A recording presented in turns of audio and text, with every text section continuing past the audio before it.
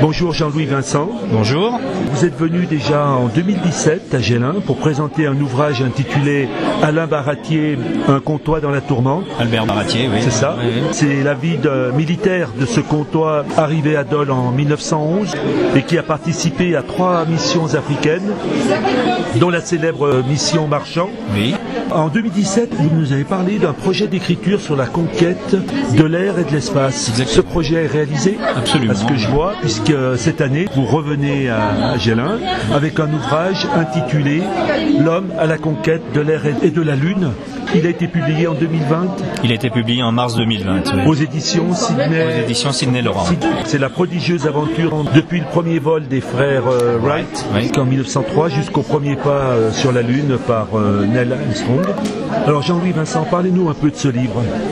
Alors ce livre, en fait, il part d'un constat, si vous voulez, c'est que en 1909, donc quelques années après le vol des frères Wright, Blériot traverse la Manche, donc en juillet 1909, sur un appareil fait de papier parcheminé, de bois et de cordes à piano, donc un truc très, très instable, si vous voulez, mais il fait une trentaine de kilomètres, et on considère ça comme un exploit.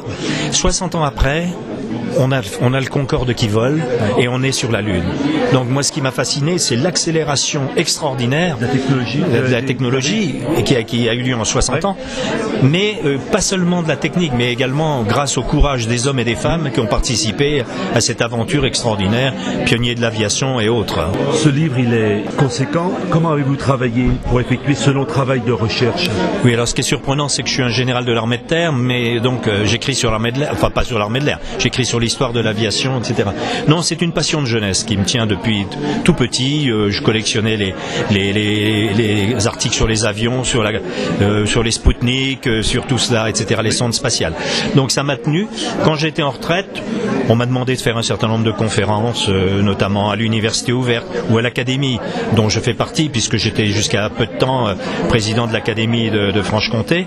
Et donc j'ai relié en quelque sorte ces conférences pour en faire un livre. C'est comme ça qu'il est né. Est-ce que vous avez été obligé d'effectuer un tri parmi les nombreuses histoires? Oui, bien sûr. On peut pas. Bon, le livre fait 535 pages, qui est déjà conséquent, mais ça peut pas être exhaustif. Hein. D'ailleurs, je ne parle pas, notamment des hélicoptères. Je parle pas de l'aérostation, ou très peu, parce que c'était avant, si vous voulez, le plus lourd que l'air. Je parle pas non plus, donc j'ai dit des hélicoptères, très peu du vol vertical, etc., parce qu'il fallait se limiter, hein, en quelque sorte. Ce livre, en fait, il tombe bien, puisqu'en ce moment, hein, vous êtes au courant qu'il y a une mission Alpha, une mission spatiale habitée qui va durer 6 mois, à laquelle participe le Français Thomas Pesquet. Que pensez-vous de cette mission? Ben, si vous voulez, je suis assez partagé sur le rôle de l'ISS, qu'on appelle la Station Spatiale Internationale. Elle est à la fois utile, bien évidemment, ça serait idiot de dire le contraire, mais je regrette que depuis la fin du programme Apollo qui a eu lieu en 72, c'est-à-dire presque 50 ans, oui, on n'ait plus quitté, si vous voulez, l'atmosphère, enfin l'espace terrestre en quelque sorte. On n'a pas eu cette volonté d'aller plus loin, de retourner sur la Lune, éventuellement d'y mettre des bases, et de tenter éventuellement d'aller sur Mars. Et donc c'est un petit peu ce qui me gêne, ce qui gêne d'ailleurs un certain nombre d'autres spationautes français, comme Patrick Baudry. Par contre, Jean-François Clairvoy, lui, est tout à fait un grand fanat, je dis, de l'ISS. Il trouve qu'on y fait des choses extraordinaires, ce qu'on ne peut nier. Et Thomas Pesquet, je lui reconnais le grand mérite, si vous voulez, de savoir médiatiser tout ça et de donner probablement envie à des jeunes hommes et des jeunes femmes lutteurs de se lancer dans les conquêtes spatiales.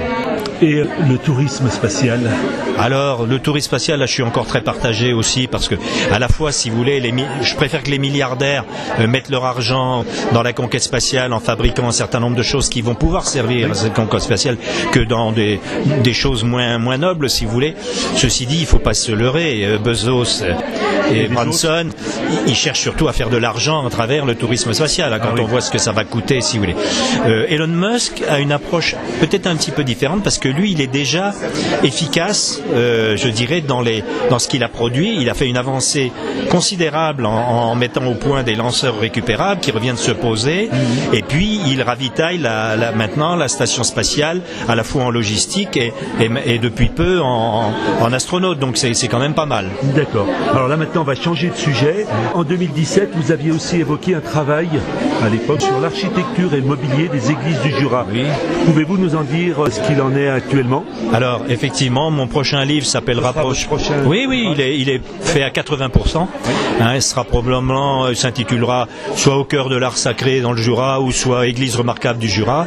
Et il décrira, si vous voulez, les églises, leur histoire d'abord, leur architecture, le mobilier, et puis un certain nombre d'anecdotes et de points particulièrement marqués. C'est fait à l'usage des touristes, si vous voulez. Donc vous pensez peut-être revenir à Gellin pour présenter à ce moment-là? Normalement, il devrait sortir, si tout se passe bien, en avril prochain. Donc, si je reviens l'année prochaine, ce que j'espère, je pourrai l'apporter. Oui. Merci beaucoup. Merci à vous. Et merci surtout, je voudrais le dire, de votre accueil remarquable ici. On est toujours reçus très très bien. Tout le monde est aux petits soins pour nous et c'est vraiment très agréable.